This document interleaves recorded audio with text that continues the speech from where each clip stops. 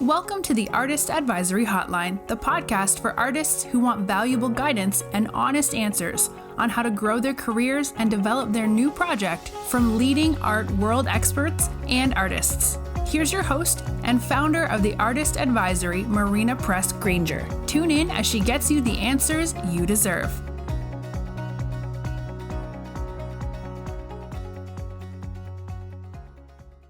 Hello, artists, or should I say hotline hotties? Do you want me to call you a hottie? Because I feel like that would be such a cute way to refer to you all. And you could even get a hottie badge. Anyway, just a thought. You let me know, DM me, tell me what you think, because if you think this is like not the vibe, let me know. But I love the idea of calling you a hottie.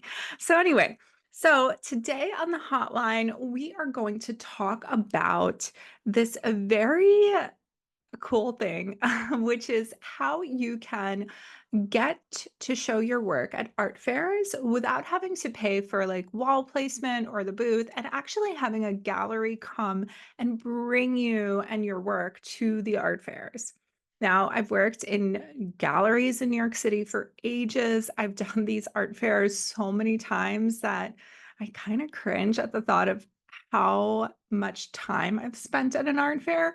But as the founder of the Artist Advisory, I have been taking a group of artists down to Miami for the most incredible week in the art world. It's when the actual art world flocks down to Miami every year. They've been doing it since the 90s for Art Basel Miami Beach and all the kind of satellite fairs around it, like NADA, Untitled, Art Miami, Context Art Miami, Aqua, Red Dot, all of those fairs, right? And I got to tell you a bit of trivia about it. I was so shocked to find out after years of working at these fairs, uh, in a gallery, like where we would bring our work to the fairs.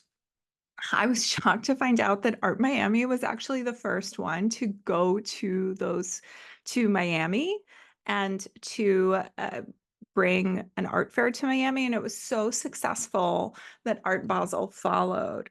That's interesting, right? Okay. I always thought it was like Art Basel first, but it wasn't. So, anyway, I want to share with you today a method that I've used with the artists that have gone on my annual retreat to Miami. So for the past 3 years, I'm like every year. No, for the past 3 years, I've been taking a group of artists to Miami for a 2-day intensive art world immersion that I call the Miami Experience.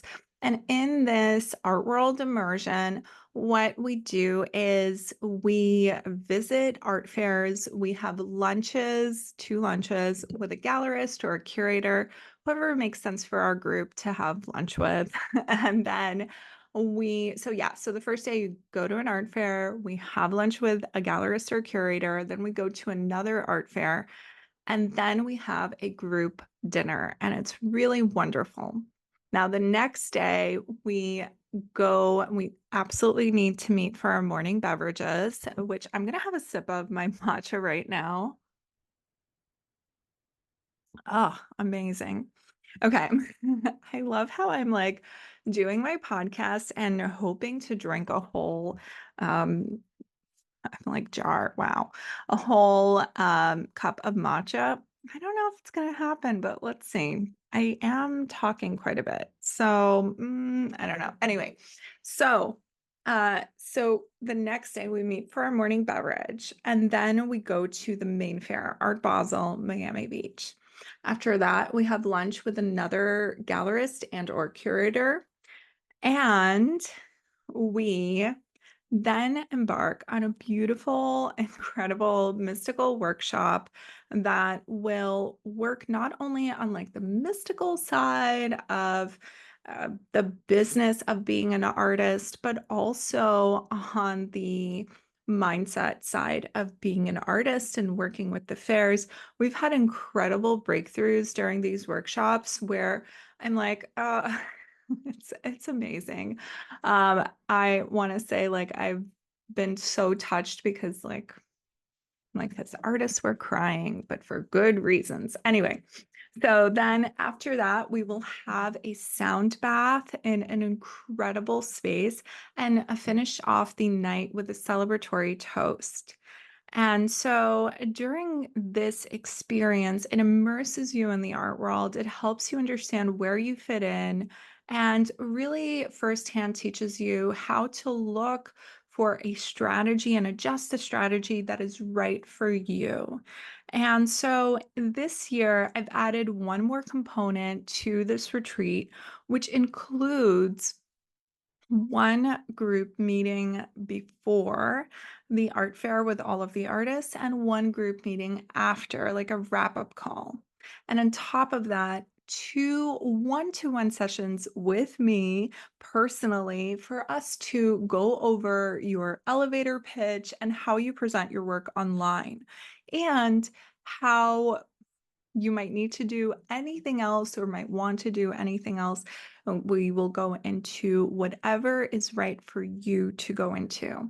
So if you're interested in joining me this year, time is ticking, spots are filling up. It's a really intimate group. I'm only going to have less than a handful of artists join me this time around. And you can click the link in the show notes to learn a little bit more about this retreat. Or if you're not quite sure if this is right for you, you want to do it, go ahead and schedule a complimentary assessment call with me. I only have a limited amount of calls available, so book it as soon as you feel like you need to. All right.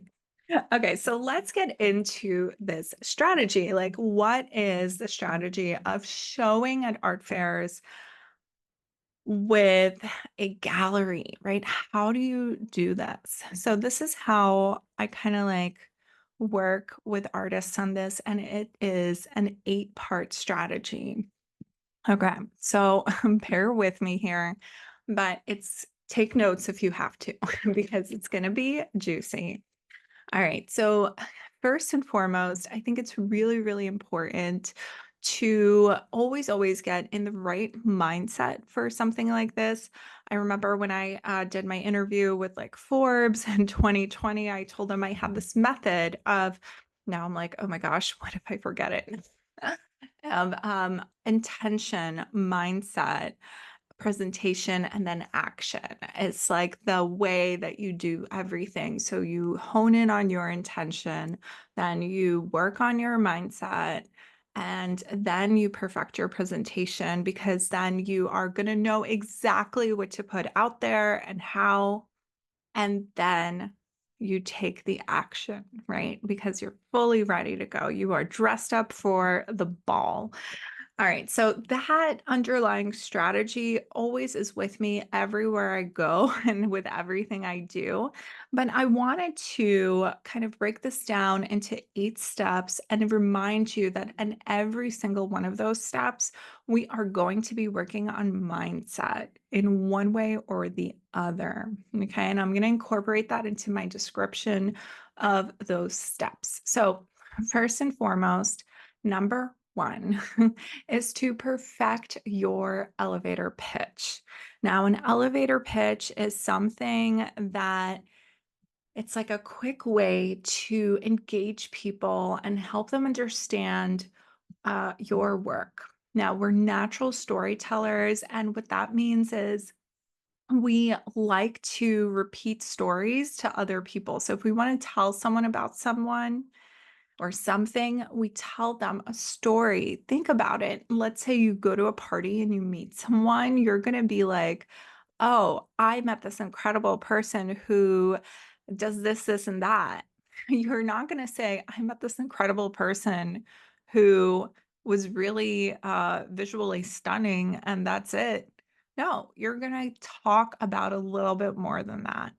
I mean, depending on what you're looking for, I guess, at a party. But anyway, so that is why having this elevator pitch is so important. And I came up with this elevator pitch formula for you after years and years of working in art gallery booths and having just a moment to tell whoever was coming in a little bit about the artist. And so, what I would do is I would tell them why the artist was doing what they're doing or what they're interested in, right? Sometimes it's not a question, sometimes it's a bit of a statement, and that's cool. So, that's like why they're doing what they're doing or what they're interested in. Then, how their perspective informs their work. And that meant telling them a little bit about the identity or experience of the artist as it relates to their work and the interests that they have in making the work. And then I would finally go into the detail of anything, and this is their work and they do this and look at that. And, let's talk about their process or whatever, because it's so important to ingrain those first two instances into what the work is about. Even the first time that I did the Artist Academy, and when I do the Artist Academy every time when I do it live, at the very end of the course, we have introductions. The artists introduce themselves to gallerists to make these really strong connections, and or curators. And the very first time I had a colleague of mine from the past who's a really incredible curator. And he told me at the end of the introductions, he goes, "That was so incredible. I really remembered why everybody did everything." It was like kind of like a mnemonic device almost, like that type of thing, because we're such curious creatures. We want to know why. And the answer to that could be way easier than you think. So the formula is why you do what you do or what you're interested in, how your perspective informs your work, and then what you do. And you might want to use this pitch when you talk to somebody at a party and they ask you, what kind of work do you do? Or you can use elements of this pitch in your bio, on your in your Instagram tagline, in your bio. And just having this is so helpful because you get to have kind of like a framework for how you speak about your work, write about your work.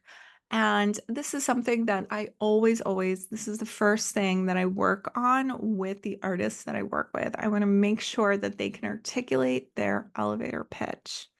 All right, let's move on to the next step. So, the next step is curating how you present your work on your website and social media. Now, it's so easy to say, like, oh, you want to make sure that everything is like super consistent and visually stunning and relevant and blah, blah, blah. But what does that really mean? Maybe you work in a variety of different series. Maybe you have different mediums that you work with. How do you organize your work? Well, first and foremost, when it comes to curating work, I want to share with you this one very critical aspect that might not have very much to do with the actual work, right? But it's how you present your work. So think about the place where you want to see your work. Perhaps it's a gallery, perhaps it's a museum. How do those museums present artwork on their website and on their social media? How do they photograph it? How do they present the work? I'm going to have you think about that while I take a sip of my matcha, which might be getting into the warm territory away from the hot territory. I'm not sure I'm into it. Okay. So here's the thing. So, how do those places present their work? I really invite artists that I work with to look at the galleries that they want to work with and see how they're posting artwork on social media. Are they posting just details of the artwork? Are they posting the artwork with the artist or the artwork hanging on the wall? Are they posting the artwork kind of in a vibey setting or in a neutral kind of blank setting, right? So decide how you want to present your work, that vibe, and the places that you want to show your work, see how they're presenting the work. Because if you present it in a similar vibe, right, then that's a really great way for you to show them how it would look if they showed your work, right? It's easier for them to see what it would be like to work with you. And it's almost like getting dressed up for an interview, like a job interview. And so that's essentially what you're doing with your artwork. Now, when I work with artists, I really advise you to have like an Instagram wall or nook in your space, whether you are working from home or let's say you have a studio. And if the vibe is, kind of general neutral white space gallery, then perhaps your wall mimics the wall of a gallery and you hang the one artwork on it. That would be freaking awesome, right? So see what that is. And maybe you want to have more than one of these types of spaces. Maybe there is a vibey space where you show us the work in progress and really think about those artists that you might follow on Instagram they have got their formula down. I think about like, for example, I'm just gonna throw it out there, like Ross and Crow, who posts really cool outfits with her standing in front of her work. Like that is a vibe, right? But it's a brand. I think about Hillary Petches, who is incredible at sharing her work by showing us the work hanging on the wall, then a few details. And I feel like that's her formula. She figured it out. Then we have artists like, I can't even I don't know if I'm going to pronounce her name right, but Jet, Jette.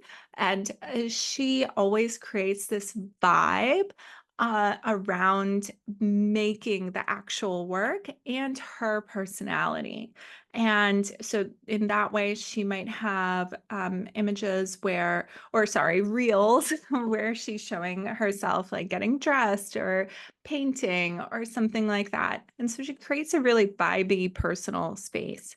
Then there's Hiba Shabazz, who is incredible. Like when I think of her, I think of how she posts her work where she's like showing us the scale because she's working on it and the scale is so monumental. It's so impressive. And all of these artists kind of create their own vibe. So what is your vibe that you want to create? Because that is, I hate to say this word, it is your brand. I know, brand, so clinical. But anyway, so that is the number one thing that you want to think about when you're curating how you present your work online. And then you can go into all of that other kind of stuff, like all the other kind of businessy stuff. But one more thing about curating your brand, and here's where the mindset component comes in, is you want to essentially, like as they say, commit to the bit. Like whatever it is that you're doing, and I was recently listening to an interview with the model Coco Rocha, and she has a class that like she teaches people how to like model or pose or whatever online. And it's great, I'm sure. I've never taken it, but I've heard her interview about this. And I thought it was so stunning or interesting that she said, I'm thinking of her and I'm thinking of the word stunning. That's why I said that. Okay. I think it's so interesting that she goes into this incredible space. She's like, well, we are raised to think that it's already cringe in some way to be a performer, to put ourselves out there. So we already assume that we're kind of like being judged. And because of that, we don't give 100%. What if you did take it seriously? She goes, what if you took the modeling industry seriously as a multi-billion-dollar industry and like did the thing? But what if you took, as artists, what if you took the art world seriously as if you are creating this incredible brand. And I hate to say it, but product, even if it's a one of a kind painting, an experience for your collectors, experience for the other industry people to see what your work is all about. What if you took it seriously? So think of that. And in that way, commit to the bit, right? Just take it seriously. Don't judge yourself. So the other thing about that is what are you going to show? So I love to identify what's sold on your website. Always show that things are in a private collection if they're sold. That's really important to see that you're selling the work.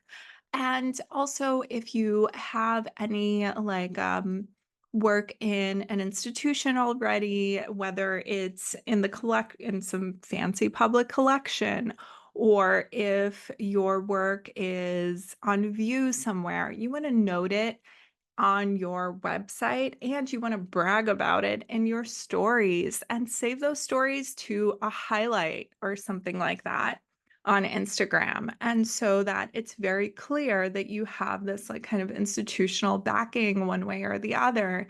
It gives people that little nudge, that little push to really think of your work in a different way. But let's say you're not quite there yet. So what do you do? Let's say you don't have institutions showing your work yet or buying your work or whatever.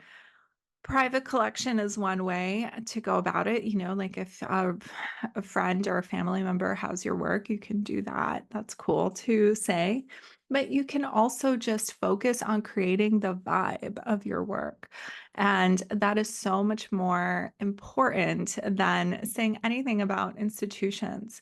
I'm thinking about an artist who's in the Artist Academy right now, who is incredible, amazing, and very good at presenting their work.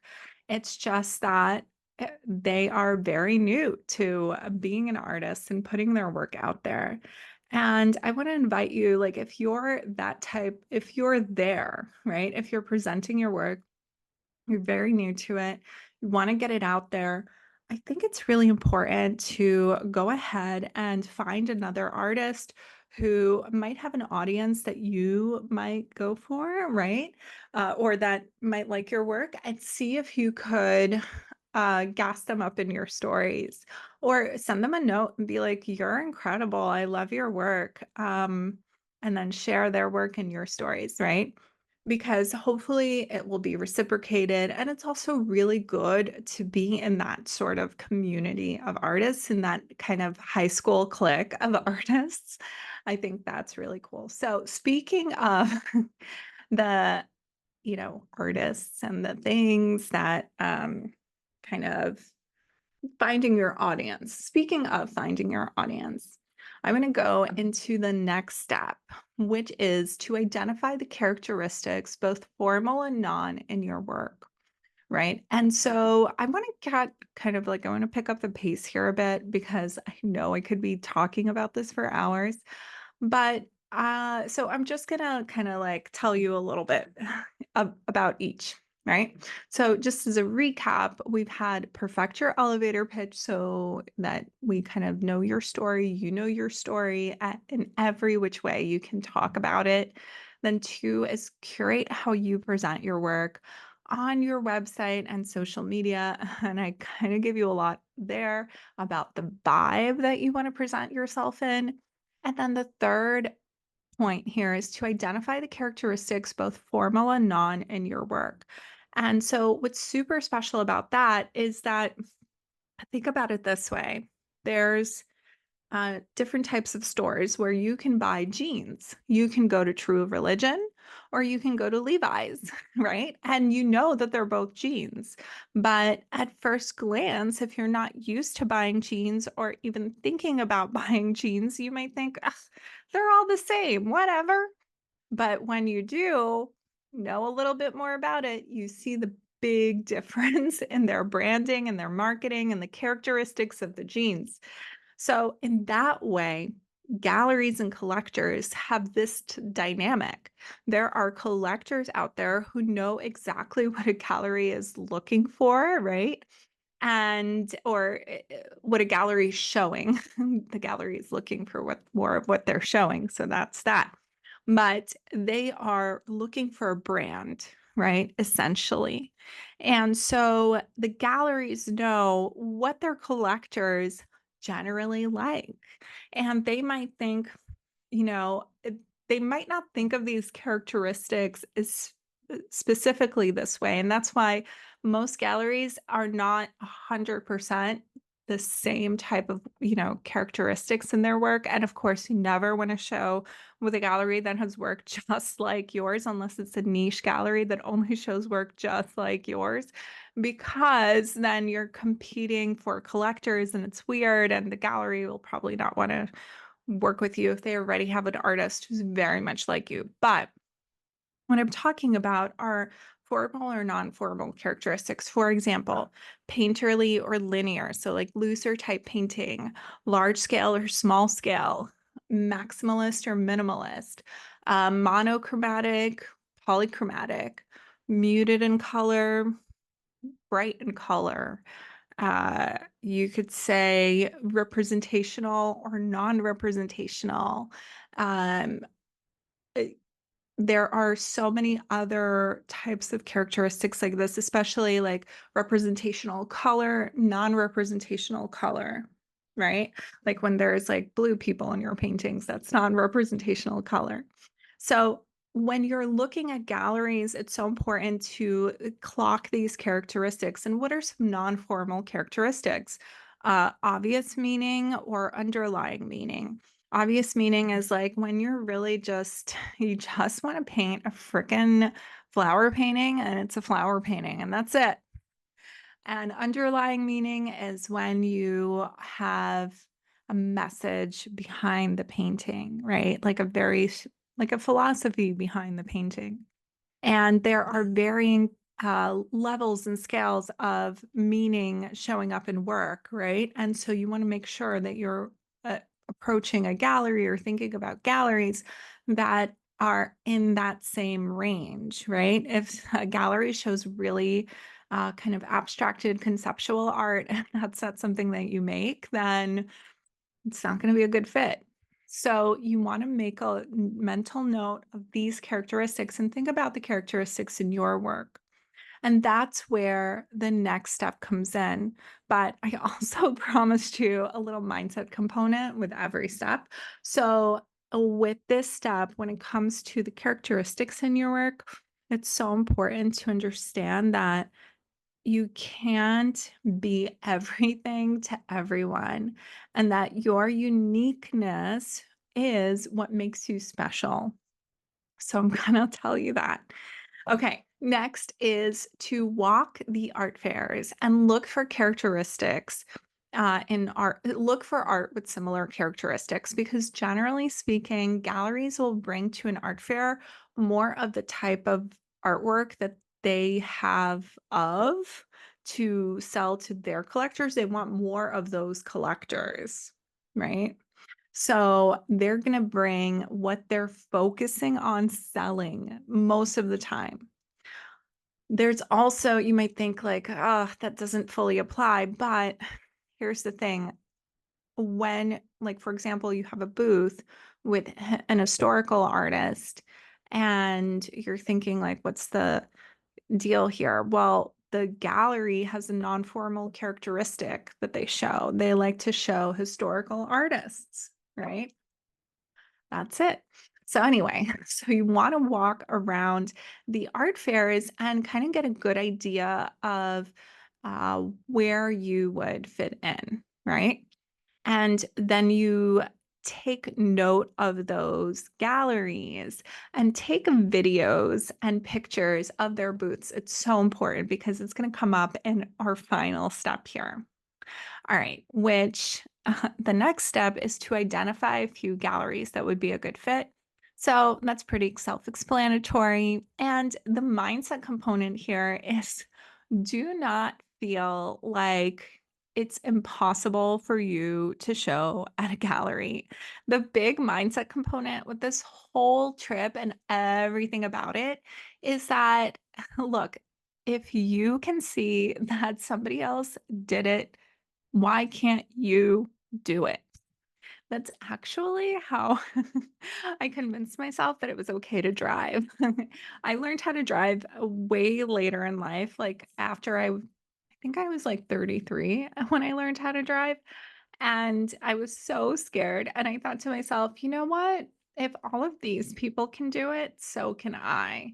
I wasn't thinking about the people who can't drive, which is who I think about now, ironically, when I do drive. Anyway, if you know, you know.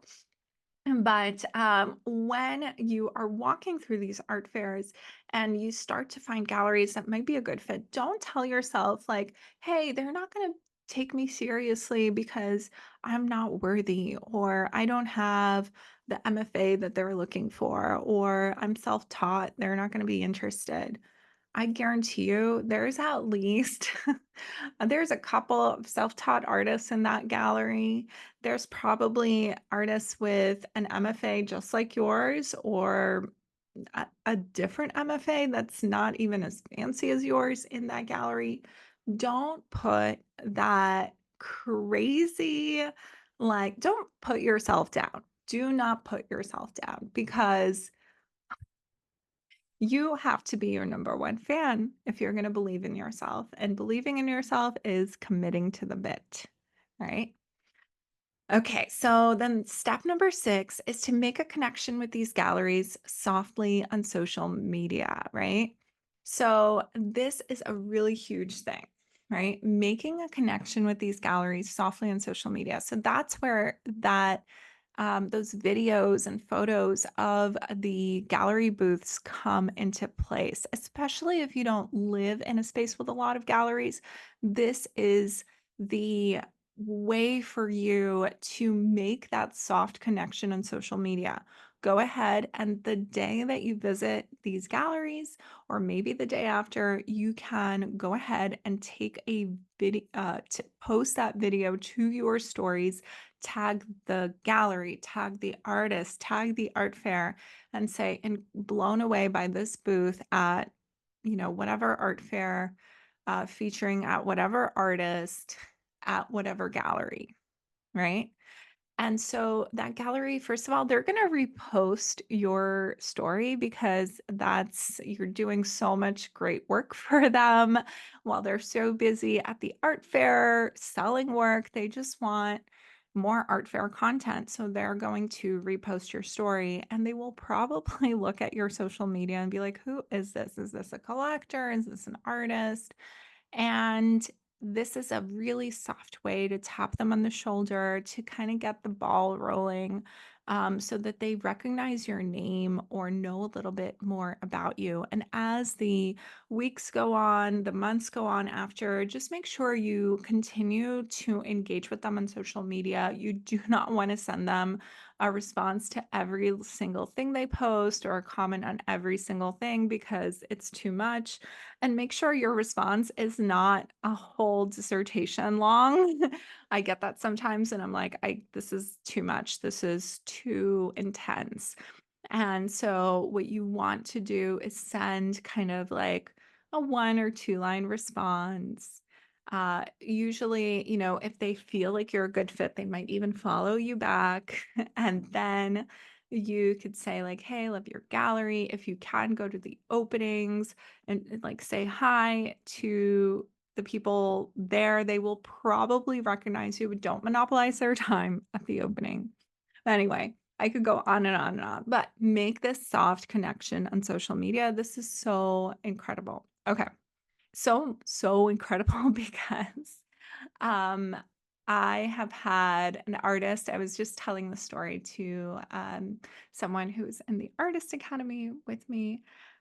I was saying how there's an artist who I was doing a session with back in the very beginning when I did in person sessions at like Soho House.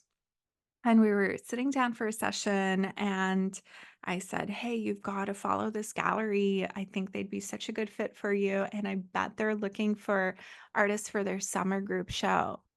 And this artist was like, "I don't know. Okay." And then 15 minutes after we parted, I get like a barrage of text messages from this artist, and they're like, "You are a witch or something because they just asked me for a studio visit because they want me in their summer group show." And I'm like, "Yeah, it's that easy as when you are fully aligned, it's that easy, right?" All right. So the next step is master your mindset around showing at art fairs. And this is a step that, might take you so quick to achieve, or, maybe you need some help or whatever. It's kind of a nebulous one. And that's why I think it's so important to have guidance for this particular step. And so during this VIP retreat that I have, this Miami experience, this is what we really work on. I love to do this thing where you go into a sound bath and you meditate on the version of yourself that's already successful, that's already showing at galleries, and you ask that version of yourself what you can do to get that too, what you can do to get that now. And the other thing is really recognizing where you might have any limiting beliefs that are self imposed around your ability to show at these fairs. I hear it over and over again. One of the really big ones that I hear nowadays is, "Oh, no one's going to bring a new artist to an art fair because the art world is on fire and it's bad time economically." Hey, I was literally just I'm friends with, several gallerists, and I was just talking to a gallerist about this, and she said to me, "Hey, I really don't know, like, I don't think this is, like, a really big deal because I literally just sold 10 paintings to the same collector." Yeah, it's still happening. There's still art fairs, there's still people buying. And I think that when we hear that the art market is on fire, we only hear about a certain pocket of the art market that may not necessarily r- belong or affect you. It may or it may not. But there's always, always people buying work because they're moved by it, they're into it, and those people don't care about the art market. Okay. So, next and final thing is to go in for the big ask. So, this is something that is a little controversial, but it's worked in the past. And that's why I'm telling you all about it. Okay. So, don't just start emailing galleries saying, "Marina said it was okay." No, Marina did not say it was okay. No. But let me tell you this. When you are sure that the gallery is showing work that has similar characteristics to the work that you have, and and you have been interacting with them a little bit online on social media, they're reciprocating, they are reciprocating, this is really huge. That's when you start to go in and invite them to look at your work, right? And there are certain ways that you can do this in a non cringe way. You can speak of a mutual connection and say, like, "Hey, I also did this residency, but I don't think you were visiting at that time. So I would love for you to see my work." And maybe it's a residency that another artist at the gallery completed. You could also say something like, "Hey, I really loved your booth at whatever art fair, and I would love to show you a little bit of my work so that maybe you could consider me for an upcoming group show," right?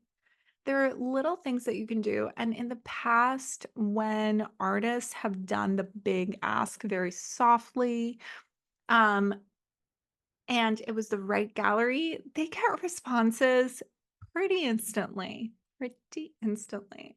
And so that is the only reason I'm telling you about the big ask.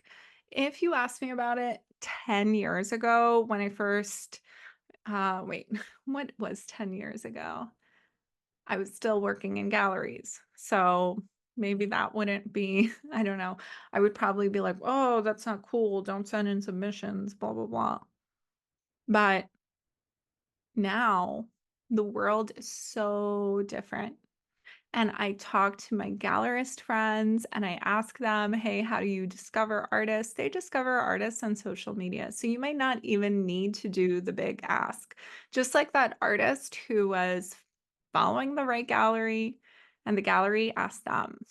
So the moral here of the whole thing is really mend your garden and the butterflies will come, right? That's not my quote, it's somebody else's quote. But I think about my friends who, well, my one friend, she's obsessed with hummingbirds. And so every year she creates hummingbird stations in her garden. She also plants plants that the hummingbirds love.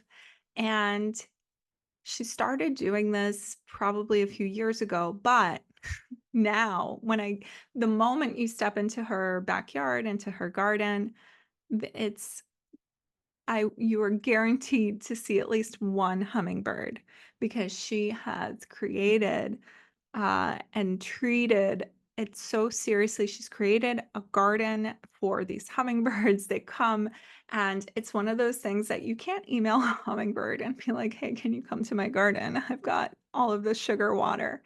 No. And so that's why I'm a little like iffy on the big ask. Sometimes you would have to do it, but a lot of the time the gallery will approach you, right? So think about it this way. Imagine you do all of these steps, you find a gallery that really makes sense for you, and they're already doing these art fairs. That's how you found the gallery because they're doing the fairs. Well, that is the best way to align yourself with showing at an art fair with one of these galleries. Now, in 2022, an artist came to the art fairs with me, really was taking everything in like a sponge. And in 2023, three of her large paintings were in one of these booths. So, hey, I feel like she won and you can too. So, I just want to let you know what this method is. If you are so aligned and feeling good about coming on this Miami experience with me, please, please, please don't hesitate to register now because it's also the best time to buy airfare, I think, to Miami. That's when I'm doing it. And it's also a really great experience. Now, if you're not quite sure if it's right for you, go ahead and schedule a complimentary assessment call with me. There are limited number of calls, but I really recommend for you to go ahead and book that call as soon as you feel like you want it, because I don't know if more are going to be available. And this retreat is going to be booked up pretty soon. There's just 3 spots left right now. And I literally sent like one email about it. So anyway, go ahead and get on it. I would love to see you in Miami. And the beautiful thing about this retreat is that it is Friday and Saturday, so that on Sunday you can still visit the fairs if you would like to on your own and kind of have that breather day. So you don't have to go back to regular life on Monday after this really intense experience. So I invite you. I would love to see you. And thank you so much for tuning in. Thank you so much for listening. Support your community by sharing this podcast, leaving a review, and follow The Artist Advisory on Instagram at @the_artist_advisory, and visit us online at www.theartistadvisory.com.